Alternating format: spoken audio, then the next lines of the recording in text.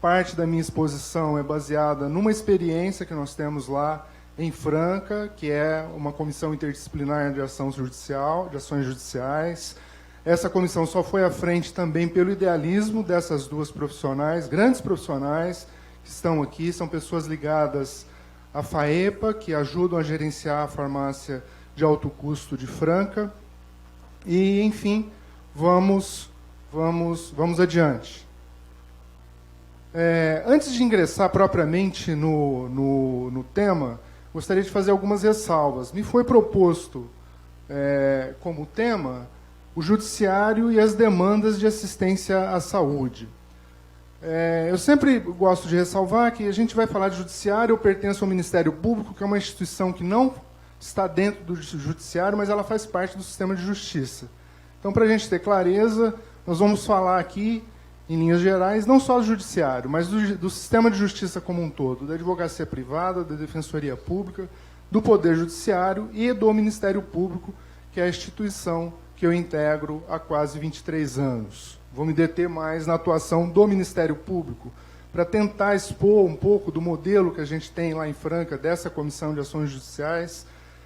Também vou colocar aqui um pouco da ideia de Ministério Público que nos faz presente. Seria até dispensável essa colocação, mas a judicialização da saúde pública, a gente tem aí busca de medicamentos, insumos, remédios, dietas industrializadas, produtos de higiene, etc. A doutora Paula Sui colocou bem aqui os absurdos, inclusive, né, que nós temos ali na última linha, e de procedimentos pela via judicial. Quando a gente tem as listas públicas de medicamentos e de procedimentos, a gente tem a obtenção administrativa como regra. A divergência está nos medicamentos e procedimentos não incorporados pelo SUS, que é a obtenção judicial como regra, e a predominância de ações individuais, como a doutora Paula já colocou aqui para a gente. Esse fenômeno de judicialização ele não é novo, ele não é só da saúde. O Werneck Viana, numa obra Ensaio sobre Política, Direito e Sociedade, ele coloca muito bem que com o fenômeno do welfare state, você acabou deslocando esses debates sobre esse acesso, essa adjudicação de direitos para o Poder Judiciário. Se lá no início, quando a gente tinha a discussão do welfare, você tinha esses embates na sociedade civil, uma luta para tem o direito, não tem, incorpora, não incorpora. No que ele chama de constitucionalismo moderno, esses direitos já estão incorporados no ordenamento jurídico e a gente desloca isso para o debate judicial. A gente tem a judicialização. Isso tem uma série de consequências, não cabe no tempo que eu disponho aqui, mas fica a sugestão. Isso impacta, inclusive, na formação do profissional do direito, em uma abordagem que no direito tradicional está focada no passado para dar o direito posto, e com essa nova composição você traz um componente de incerteza projetado para o futuro, que talvez o profissional do direito não esteja preparado, não tenha sido talhado para isso, sequer tenha tangenciado isso nos bancos escolares. Também sempre gosto de trazer à tona, sempre que vou falar, de alguns artigos básicos da Constituição Federal. O artigo 3º, que, em especial, quando ele fala que nós temos como objetivo fundamental da República Federativa do Brasil reduzir as desigualdades sociais e regionais e promover o bem de todos. Uma saúde decente passa por esse artigo. É aqui que a gente... Na fala da doutora Alexandra, eu vejo isso muito presente, uma preocupação grande com outros estados da federação, com estados do Norte, Nordeste, que não têm a logística que nós temos no estado de São Paulo e que nós também temos que ter um olhar para isso, né? Vejo na fala da doutora Paula Sui também. Olha, lá na região da onde eu venho, né, as palavras da senhora, só tem banana e chá verde. Né, uma região das mais pobres do Estado. Nós não podemos assistir isso passivamente. O nosso modelo constitucional ao qual nós estamos vinculados, ele determina que a gente busque reduzir essas desigualdades. Partindo para o campo do Ministério Público, lá no artigo 129, inciso 2º, eu tenho como função institucional do Ministério Público zelar pelo efetivo respeito dos serviços de relevância pública aos direitos assegurados na Constituição. A forma de interpretar isso aqui varia muito. Eu tenho falado muito que, muitas vezes, a pessoa, o profissional do direito, querendo promover esse objetivo fundamental da República Federativa do Brasil, ele dá uma canetada para o fornecimento de um medicamento, por exemplo, que custa milhões de dólares, achando que ele está salvando uma vida, e muitas vezes nem aquela ele está salvando, só que por trás daquilo ele está privando do acesso de muitas pessoas. Então aquilo ali é uma via de mão dupla e é preciso uma análise crítica do que significa isso, efetivo respeito aos serviços de relevância pública, notadamente o da saúde, que a gente trata aqui, está estipulado lá no artigo 196, saúde é direito de todos e dever do Estado, que age por meio de políticas públicas. Ingressando agora, propriamente dito, no Ministério Público, rapidamente eu vou tentar trazer para vocês aqui o que inspira esse tipo de atuação, que depois eu exporei na sequência da nossa Comissão de Ações Judiciais. Hoje nós temos dois modelos de atuação institucional muito claros. Isso aqui é a teoria do Marcelo Pedroso Goulart, promotor de justiça aqui em Ribeirão Preto, conhecido da maioria de vocês, e hoje conhecida no Brasil inteiro, difundida no Brasil inteiro. Nós temos um Ministério Público demandista e um Ministério Público resolutivo.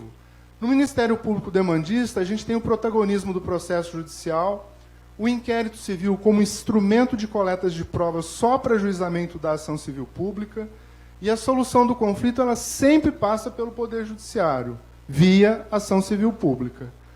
A ação civil pública é a regra. No modelo resolutivo, esse idealizado a partir do modelo constitucional de 88, nós temos a autonomia funcional do Ministério Público na solução direta das questões sociais. Nós não temos esse protagonismo do processo judicial, a gente vai buscar fazer valer essa autonomia aqui para a gente solucionar questões sociais, para a gente resolver efetivamente os problemas que afligem a nossa população. O inquérito civil é um instrumento de solução de casos e não um mero instrumento de coleta de provas. A solução dos conflitos não passa necessariamente pelo Poder Judiciário. Nós nos valeremos do ajustamento de conduta e outras formas de composição que atendam o interesse social. A ação civil pública é exceção. Então, esse aqui é o componente doutrinário que inspira essa atuação, que deu origem a essa iniciativa que eu vou tentar compartilhar rapidamente com vocês na sequência. O Ministério Público não pode ficar reduzido a uma atuação exclusivamente processual e demandista, que é anacrônica, ela não está de acordo com o modelo constitucional de 88. Ele deve assumir o seu papel de agente político, articulador e indutor de políticas públicas. E, nesse contexto, as atividades sócio-mediadoras, em busca de formação de consensos mínimos emancipadores, que contribuem para implementar o modelo constitucional, elas surgem com uma grande importância. Dentro dessa atividade sócio-mediadora do Ministério Público, a gente vê a importância de unir o conhecimento científico, essa parceria, essa interface com a academia é muito importante, investigação profunda da realidade, não dá para o profissional, seja ele qual for, ficar pautando a sua atuação pelo senso comum. Infelizmente, nos meios jurídicos, isso é muito recorrente, você vê profissional pautar a sua atuação no senso comum e não em evidência científica, e não em evidência de efetividade. A importância do planejamento estratégico, a doutora Alexandra colocou aqui o PES, o Planejamento Estratégico Situacional, estava lá encabeçando o slide dela, do Carlos Matos, né, chileno. Então, a gente entende que isso é muito importante. racionalidade do sistema. Isso aqui, na área da saúde, é essencial. O nosso sistema é muito irracional na hora que a gente vê o resultado final de dentro da judicialização. E, somando tudo isso, com essa atividade sócio-mediadora, o objetivo é chegar aos consensos mínimos emancipadores para levar aquele modelo constitucional. Bom, me propus aqui a compartilhar com vocês um pouco dessa experiência que a gente tem lá no âmbito do Departamento Regional de Saúde de Franca, mais especificamente na comarca de Franca. A gente intitula ele Comissão Interdisciplinar de Ações Judiciais. Eu pus projeto aqui entre aspas, porque, na realidade, ele não surgiu do jeito que a gente idealiza hoje numa promotoria de justiça de projeto de atuação, que é algo feito com diagnóstico, com agenda, com propostas, projetando para o futuro, com formas de checagem, se deu certo, se deu errado, com prestação de contas. Ele foi meio que consolidando aos poucos. Ele não surgiu como um projeto elaborado, escrito. Nós fomos articulando algumas ações verbalmente, algumas reuniões na promotoria, e fomos consolidando aos poucos esse projeto de intervenção. Em resumo, sob a liderança do Ministério Público, provocado por um grupo de gestores e agentes administrativos municipais, com participação da Defensoria Pública, do Departamento Regional de Saúde, formou-se a Comissão Interdisciplinar de Ação Judicial. É engraçado, tem uma historinha a respeito do surgimento da nossa comissão. Eu estava numa noite, lá, aqueles dias que a gente está esgotado, e me vem uma provocação de uma agente administrativa lá da Secretaria Municipal de Saúde, na rede social do Facebook, mostrando que ela me marcou numa matéria daquelas fraudes, uma daquelas tantas que a senhora mostrou que ela me marcou. E, como eu sempre pensei da forma que a senhora coloca, olha, judicialização tem judicialização de quadrilha e tem outro tipo de judicialização também. E no meio das duas tem outra ainda. A gente tem grandes lobbies de grandes laboratórios que também vêm querer saquear dinheiro do SUS. Isso é uma realidade. Precisamos individualizar essas situações. Eu sei que dessa brincadeira a gente começou a se reunir, fizemos uma primeira reunião e outra, e aí esse projeto que a gente chegou nos dias atuais. A demanda tradicional da promotoria, lá em Franca, são pareceres em ações judiciais. Medicamentos, insumos, aquela tradicional. Aquele MP demandista, ele vai ou propor ação ou fazer o parecer judicial do caso individual. Ponto final. Dentro do que a gente pensa de modelo de MP, Ministério Público Resolutivo, nós vamos ter que reconhecer a irracionalidade desse sistema, que tem um volume de ação judicial extraordinário, levando ao deferimento de todas as demandas. Não se individualiza. Vem um volume de uma carga de trabalho descomunal. E o que o juiz vai fazer? Ele vai deferir todas, porque na dúvida fala, olha, o médico falou, é aquilo que a doutora Paula colocou com muita propriedade. O médico falou, ele está dizendo que a pessoa vai morrer, eu pego e defiro. Para você inverter isso aqui, você tem que reconhecer que esse sistema é irracional. E precisamos reduzir essa demanda para você conseguir individualizar aquilo que realmente deve ser objeto de ação judicial. Formamos a comissão interdisciplinar. Eu participo pessoalmente em reuniões de avaliação para mediar os inevitáveis conflitos e propor caminhos em busca de um sistema mais racional. E também me encarreguei de articulação junto ao Poder Judiciário para acolhimento do processo. Não adiantaria nada a gente combinar uma comissão de ações judiciais que não tivesse repercussão dentro das varas que manuseiam as ações que buscam o fornecimento desses medicamentos, desses procedimentos, desses insumos em saúde pública. 2 eixos de atuação. Um projeto piloto junto à Defensoria Pública, focado na redução da judicialização e no atendimento administrativo das demandas. Isso teve início no último trimestre de 2016. O que nós pactuamos com a Defensoria? Antes do defensor ajuizar a ação, ele submete o caso à apreciação dessa comissão interdisciplinar, que vai dar um parecer técnico com base nas evidências científicas, que servirá de base para o defensor inicialmente, para ele ver se ele ajuiza ou não a ação, se ele entra ou não com o processo.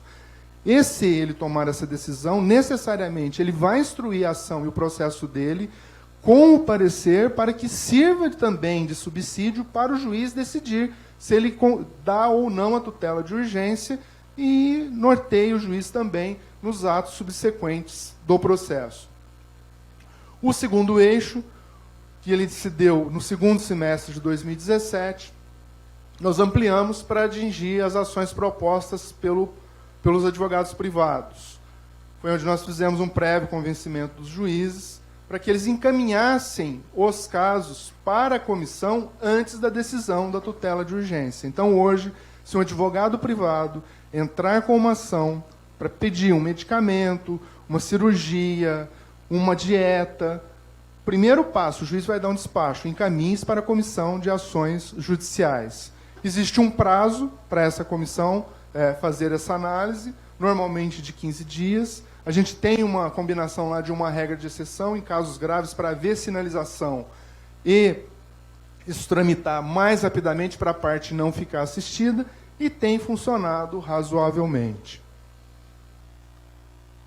Parcerias estratégicas. Secretaria Municipal de Saúde, Departamento Regional de Saúde, Defensoria Pública Estadual, Poder Judiciário Estadual e as duas procuradorias jurídicas, do município e do Estado.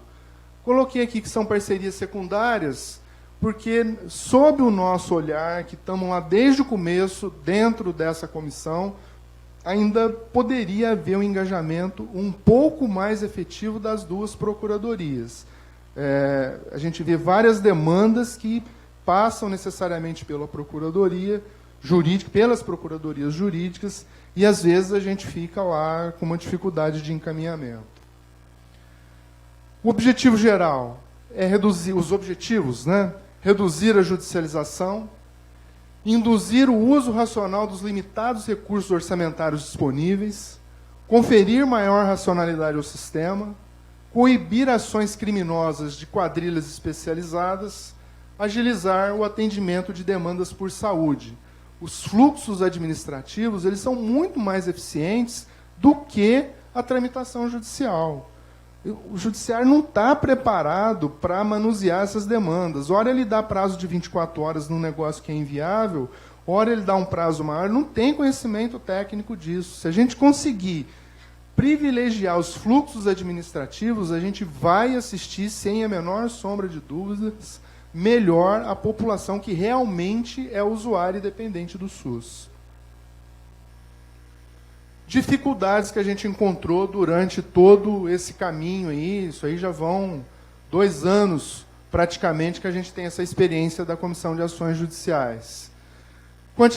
A qualidade insuficiente dos pareceres iniciais. O pessoal, inicialmente, quem estava fazendo esses pareceres, os primeiros, era mais o corpo técnico da Secretaria Municipal que fazia as minutas, depois se reunia com os outros técnicos do Estado em especial. O pessoal focava muito nas regras administrativas. Olha, esse tem, esse não tem, mas não avançava para dizer, olha, esse medicamento A que o médico prescreveu, ele existe o medicamento B no SUS, e o B, na realidade, ele vai lá na UBS, no posto de saúde, perto da casa dele, o usuário do sistema, e ele vai pegar o medicamento, porque ele está incorporado nas Renames já.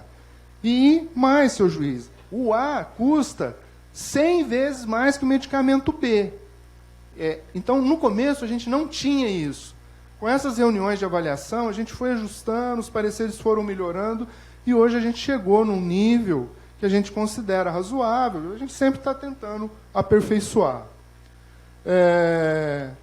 No âmbito da Defensoria Pública, os defensores narram que eles tiveram dificuldades para formar consensos, porque, na realidade, o que eles tinham? Um cenário em que quase a totalidade das ações que eles promoviam contava com a tutela de urgência. A gente criou um complicador para eles, para manusear essa fase pré-processual, de tramitar essa documentação para obter o parecer, e mesmo diante do juiz depois, porque algumas ações eles entendiam que eram pertinentes, instruíam com o parecer contrário da Comissão de Ações Judiciais, o juiz acompanhava o parecer da comissão. Ele não ia necessariamente, não vai até hoje, necessariamente pela prescrição do médico, do usuário do sistema. Então, lá eles tiveram dificuldade em construir esse consenso. O defensor que mais vai nas nossas reuniões disse que ouvia muito, olha, time que está ganhando não se mexe, está ficando louco, né? O negócio está dando certo, a gente está tendo 100% da totalidade de atendimento das demandas que a gente propõe, você vem querer criar um complicador? E houve todo um trabalho de convencimento, é uma pessoa muito conscienciosa, parceiro, tem essa visão republicana, que tão reclamada corretamente pela doutora Paula Sui. E aí, o que a gente diz é o seguinte, nós precisamos ter um olhar para o sistema, porque se a gente for ter um olhar míope só para o atendimento daquela pessoa individualizada, a gente quebra o sistema e nós vamos ficar sem o SUS. E é isso que não pode acontecer. Não dá para ter essa visão atomizada só naquilo que está na sua frente. Tem que ter uma visão sistemática. Nós somos responsáveis também pela saúde do SUS. Eu brinco com o pessoal que o SUS é um sujeito muito musculoso, mas que se o tanto da carga que a gente coloca em cima dele, vai ter uma hora que ele não vai dar conta. Nós precisamos dar uma aliviada para que seja uma carga suportável e para que o sistema seja sustentável. Isso é responsabilidade da gente também. Uma dificuldade foi a rotatividade dos agentes administrativos municipais. A oposição ganhou a eleição, trocou um monte de gente, a gente teve uma dificuldade também, mas conseguimos superar isso. Escassez de mão de obra qualificada para a segunda fase do projeto, para atender as ações propostas dos advogados, e aí as nossas duas amigas sentadas aqui na segunda fileira foram essenciais de colocar um trabalho aí voluntário, de entender a importância e de emprestar o conhecimento delas para a gente levar isso adiante. A gente tinha a existência de um cronograma e um planejamento da Secretaria Estadual diferente. Eu lembro da doutora Paula Sui ir à Franca e falar do acesso a SUS. Nós tivemos também que convencê-la, nós ficamos um tempo ali, estende, não estende e tal. Felizmente, ela se convenceu, e hoje acho que ela se convenceu mais ainda que a gente estava certo, né? O descumprimento de protocolos administrativos, dispensação de medicamentos de alto custo por parte da Secretaria Estadual. Isso não foi tocado, esse assunto aqui ainda, eu tenho que trazer à tona. Boa parte da judicialização são atrasos da farmácia de alto custo, não é sempre que os medicamentos estão disponíveis. Eu continuo vendo isso, viu, doutora? Apesar de a gente ter ido lá, colocado... Está aqui na sequência, um dos pontos positivos é o reconhecimento da Secretaria Estadual para o nosso projeto, mas eu continuo vendo ações que são fomentadas por atrasos. Eu sei que não é por deficiência das nossas colegas, elas são muito eficientes, sei que tem aí dificuldades outras de financiamento, de logística, no âmbito da Secretaria Estadual. Isso também fomenta a judicialização, isso também desvirtua o sistema. O volume gerado na promotoria para o acompanhamento minucioso de todas essas ações judiciais. Uma coisa é você fazer o acompanhamento tradicional, outra coisa é um acompanhamento mais minucioso, que isso aqui exigiu para poder ter um olhar mais detalhado.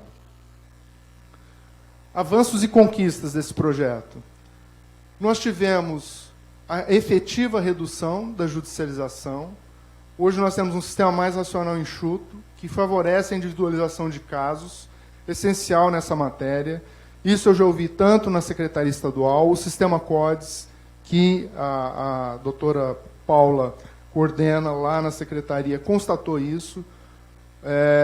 A região de Franca, de saúde, no ano de 2017, foi a que apresentou, ela passou está naquelas apresentações dela, é o maior índice de redução de judicialização no ano de 2017, nós estamos com um índice de 40%, então funciona efetivamente.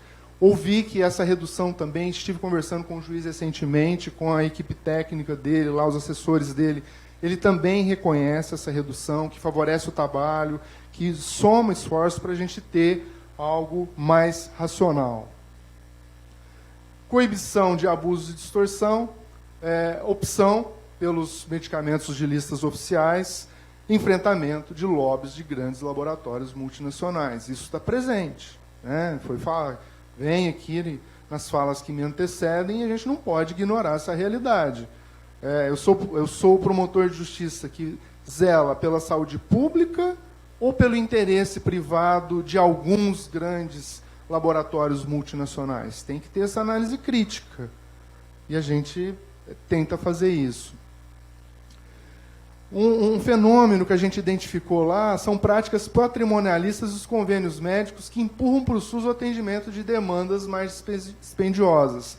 Eu tenho visto muita ação judicial de medicamento oncológico, que eu tenho disposição legal expressa, que está no regramento da ANS de forma expressa também, que é incumbência do plano de saúde, e isso sendo objeto de ações judiciais.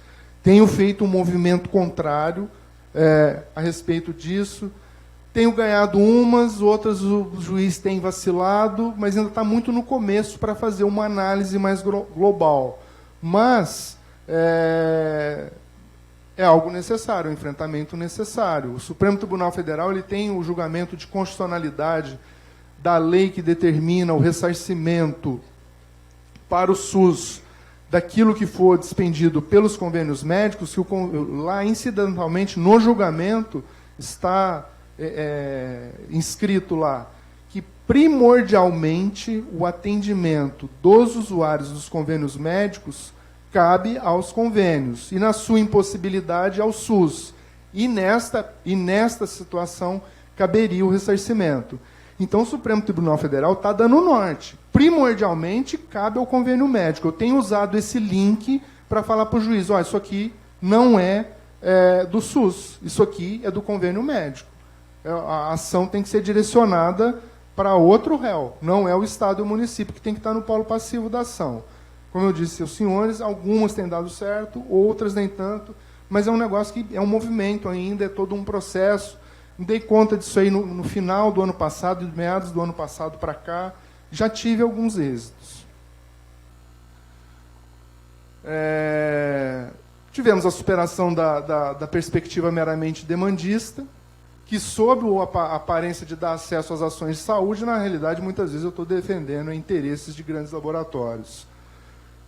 Com isso tudo, a gente quer acreditar que contribui para uma sociedade mais livre, justa e solidária, reduzindo as desigualdades e promovendo o bem de todos, o artigo 3º que a gente viu lá da Constituição Federal.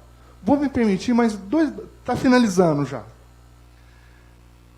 Foge um pouco do tema, mas eu trago aqui para reflexão. Recentemente saiu uma reportagem no UOL, creio que deva ter saído na Folha de São Paulo também, Larissa Baroni, ela destaca 6 programas de saúde pública do Brasil que são referência no mundo. São esses aqui. Programa de Saúde da Família, Programa de Vacinação, Controle de HIV/AIDS, Transplantes, Tratamento contra Hepatite C e Controle do Tabagismo. O SUS do Brasil, esse que a gente vira e mexe vê sendo objeto de pancadaria. Todo mundo, uma campanha difamatória contra o SUS. Claro que o SUS tem deficiência, claro que a gente precisa aperfeiçoar, mas nós também precisamos ter um pouco de orgulho próprio. Isso aqui é referência lá da Organização Mundial de Saúde, são programas do SUS brasileiro, né? Quando eu falo disso, não tem como não deixar de contar. Eu sou de família de origem da roça, minha família é de Batatais. Meu avô tinha um pequeno sítio que meu pai e meus tios tocavam em regime de economia familiar. Gente pobre, que sobrevivia com extrema dificuldade. O meu pai conta que, quando ficava doente, na época dele, se não tivesse grana, estava morto. Hoje a gente tem o SUS, nós precisamos reconhecer isso, sabe? Para elevar um pouco a nossa autoestima e trabalhar e zelar por esse sujeito musculoso, para que ele continue cada vez mais musculoso, para poder atender a população que realmente necessita dele. Para finalizar, eu trago aqui um trecho de um poema do Álvaro de Campos, Tabacaria. O Álvaro de Campos é um dos heterônimos do poeta português Fernando Pessoa. Não sou nada, nunca serei nada. Não posso querer ser nada. A parte disso, tenho em mim todos os sonhos do mundo. Acho que esse é o norte que tem que guiar a nossa atuação. Obrigado, meus contatos estão aí, fico à disposição.